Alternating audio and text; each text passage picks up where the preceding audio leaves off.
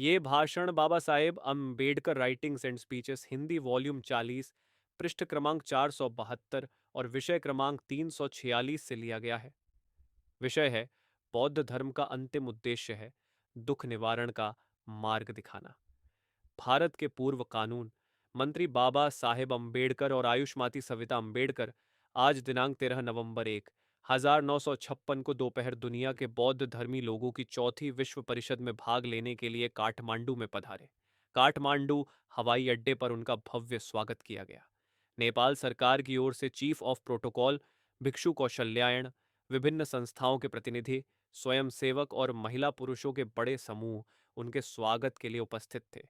अंबेडकर पति पत्नी के हवाई जहाज से उतरते ही अंबेडकर जिंदाबाद के जोरदार नारे लगाते हुए जुलूस निकालकर उन्हें नेपाल सरकार के शीतल महल ले जाया गया। नेपाल सरकार के खास मेहमान बनकर वे वहां रहने वाले हैं। अंबेडकर की सेहत अच्छी है और लगता है कि नेपाल का मौसम रास आया है।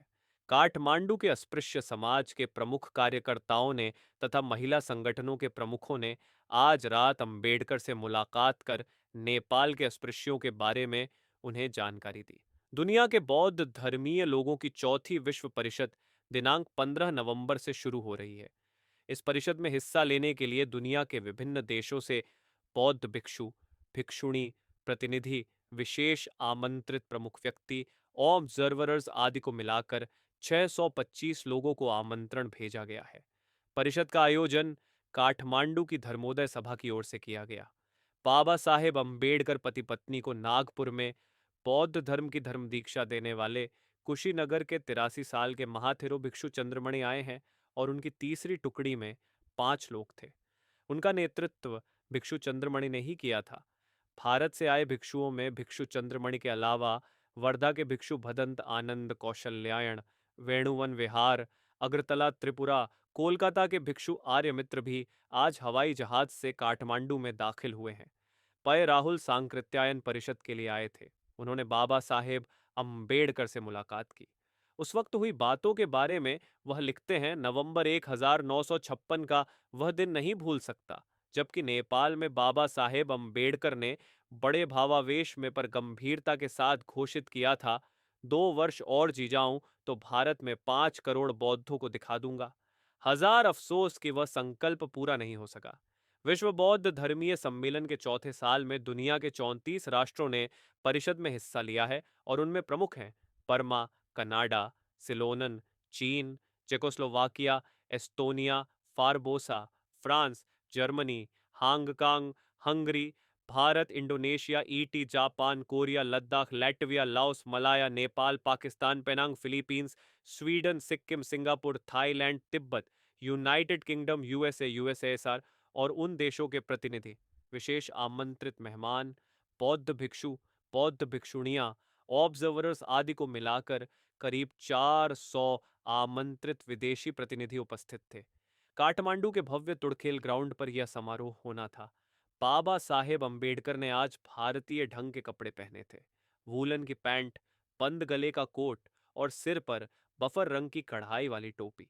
बौद्ध धर्मीय लोगों की चौथी विश्व परिषद सफल हो की कामना व्यक्त करने वाले 30 देशों ने और संस्थाओं ने अपने संदेश भेजे थे। इन संदेशों के पढ़ने के बाद बाबा साहेब अम्बेडकर का भाषण हुआ। उन्होंने अपने भाषण में कहा, मैं अपने देश से या अपनी संस्था की ओर से संदेश लेकर नहीं आया हूं। इस देश में, नेपाल में बुद्ध का जन्म हुआ, लेकिन 2500 सालों के बाद बौद्ध धर्म गायब हो गया है। बौद्ध धर्म का वृक्ष अभी है, उसके पत्ते सूख गए हैं लेकिन उसकी जड़ सूखी नहीं है। मुझे यकीन है कि उसमें पानी देने से वह बढ़ेगा। इसीलिए मैं यहाँ संदेश लेकर नहीं आया हूँ। लेकिन मैंने बौद्ध धर्म क्यों स्वीकारा, यह मैं आपको बताना चाहता हूँ, क्योंकि उसमें समता, बंधुभाव और आज़ादी है।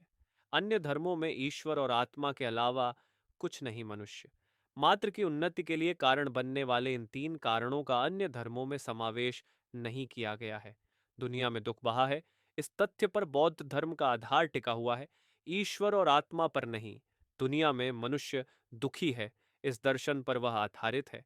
इतना ही नहीं, उस दुख का निवारण करना और उसके निवारण का मार्ग दिखाना धर्म का अंतिम लक्ष्य है, ऐसा भगवान ने बताया है।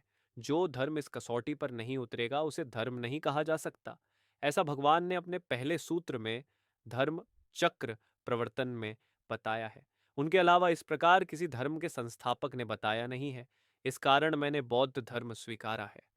दुख निवारण के लिए बुद्ध ने प्रज्ञा पारमिता बताई है। उनके बाद नेपाल के प्रधानमंत्री आए टंका प्रसाद आचार्य ने समारोह में आए मेहमानों का स्वागत भाषण किया। उनके बाद गवर्नमेंट कमेटी के अध्यक्ष और नेपाल महाराज के प्रमुख निजी सचिव आए। लोक दर्शन का स्वागत भाषण हुआ। उनके बाद नेपाल के राजा वीर विक्रम सहदेव का नाम अध्यक्ष पद के लिए और भिक्षु चंद्रमणि का नाम धर्म शासक पद के लिए घोषित किया गया। उसके बाद नेपाल के राजा का भाषण हुआ। सभा के आखिर में महाथेरो भिक्षु चंद्रमणि का भाषण हुआ। आखिर नेपाल के राजा साहब ने सबके प्रति आभार प्रकट किया और बैंड पर नेपाल का राष्ट्रगीत बजाने के बाद उस दिन की सभा का कामकाज संपन्न हुआ।